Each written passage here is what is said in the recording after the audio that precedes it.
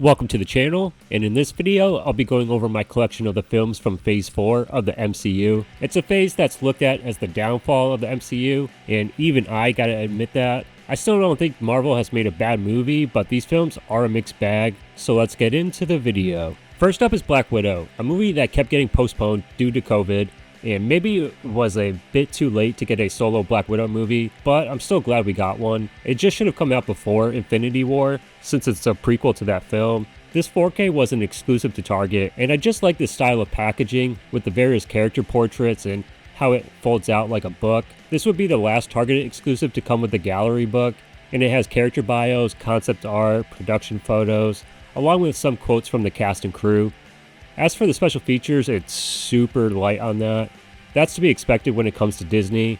There's only 2 featurettes on the making of the film, one being about the sister dynamic between Scarlett Johansson and Florence Pugh, and the other being an actual behind the scenes on the movie. They're very surface level and don't give much insight, and that's probably because Disney wants you to subscribe to their shitty streaming service and watch their docu-series on the making of their various Marvel projects. Why Disney doesn't just put that on their home releases just pisses me the fuck off.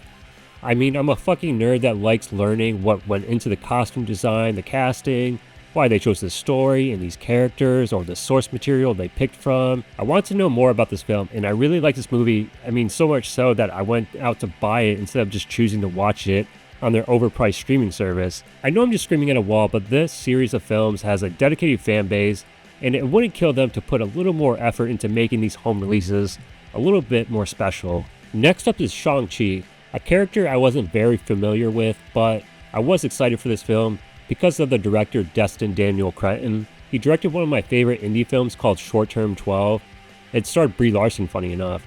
It's a film that deeply resonated with me because I've been in programs like that, but that's a story not for this video.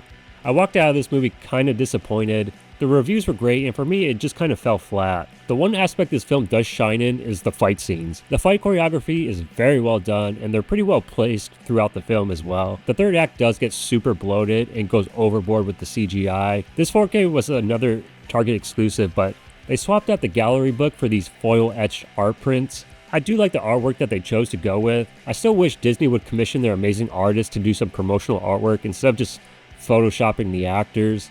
The special features on this are also short. It's about 16 minutes on the making of the film, and it doesn't get much better for the rest of the movies I'm going to talk about, except for one. That's only because it was put out by a different studio, which Disney should just license out their home video releases, since they clearly just want a subscription and not a home video sale. Next up is Eternals, and I also wasn't familiar with these characters as well. I was looking forward to this movie because of the director Chloe Zhao, who is coming off an Oscar win for Nomadland. So I was pretty shocked when it came out, and it was the first Marvel movie to get a rotten score on Rotten Tomatoes. I still walked out thinking it was okay, but I haven't given the movie much thought, and I completely forgot about the giant celestial in the Indian Ocean until it was shown off in the trailer for the new Captain America movie. This is another Target exclusive that came with the foil-etched art cards. I dig the artwork and had no idea that the Eternals were created by Jack Kirby. They mentioned that in the special features and how they were inspired by his stories. Rewatching the brief special features actually got me interested in rewatching the movie, since I haven't seen it since the theater. I still think the movie is okay. It has pacing issues, and some of the Eternals don't get as well developed as others. I think this movie would have been better fitted as a TV show, and it's a bummer that they probably won't make a follow-up film, because I actually am interested in seeing what happens next with these characters, and the looming threat of the Celestials. Maybe we'll see them in some capacity in the next 2 Avengers movies.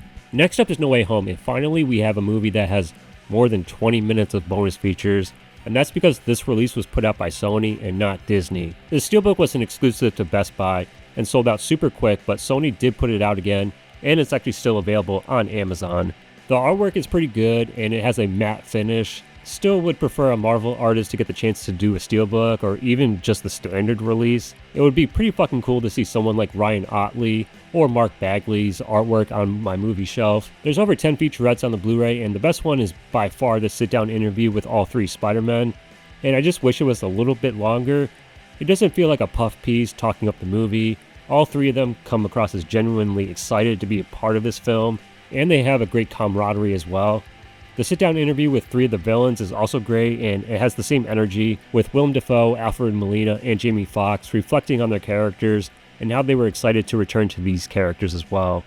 If there was one movie to buy from this phase, it's easily this one. Next is Doctor Strange in the Multiverse of Madness, and this Target exclusive would be their last. I like this artwork over the Walmart and Best Buy exclusives, and I also like the bonus art cards it came with. 2022 marked the end of the various retail exclusives, and it bums me out saying that. Not only does it suck that we're so limited on options now, but the prices have gone way up for these studio films since then as well. I'm okay with collecting physical media being a niche, but god damn it feels like I'm being punished sometimes for wanting to own movies. But I know that really only applies when it comes to exclusives and limited editions. Anyway, this movie is one of my favorites in this phase. I know it's somewhat divisive, but I really like what Sam Raimi did with this film. I like the added horror elements, and the action sequences are well done too. I also like the added element of Strange crossing the multiverse and discovering wherever he goes in the multiverse, he's the one at fault for him and Rachel McAdams never being together. They also gave her more to do in this movie. It was also cool to see the Illuminati get absolutely decimated by Wanda. The special features are once again pretty brief, but I did like the featurette spotlighting Sam Raimi.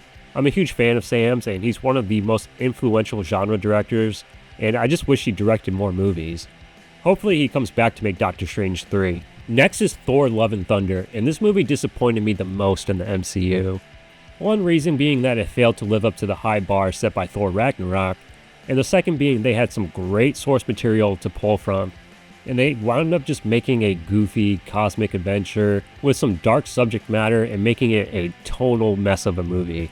The movie took a lot of inspiration from Jason Aaron's run on Thor, and in that run he introduced the villain of this film, Gore the God Butcher, and he turned the Jane Foster character into the mighty Thor. Now I know Marvel never straight up adapts comic book storylines. They cherry pick elements and create their own stories out of them, but with this film you can't help but be disappointed because they had such great material to work with, and Taika just leaned way too much into the comedy and just dismissed the great work Jason Aaron did. He did get name dropped by the cast and crew in the special features, so there was a little bit of corporate synergy.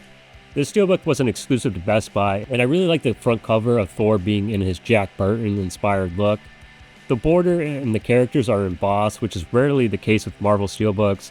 It's one of my favorite steelbooks that they've done, and wish the movie inside was just as great. Next is Wakanda Forever, and it's the last movie of Phase 4, and once again I went with one of the steelbooks from Best Buy, but this was the first time where they actually had two different steelbooks. One featured Shuri and the other was this one featuring Namor.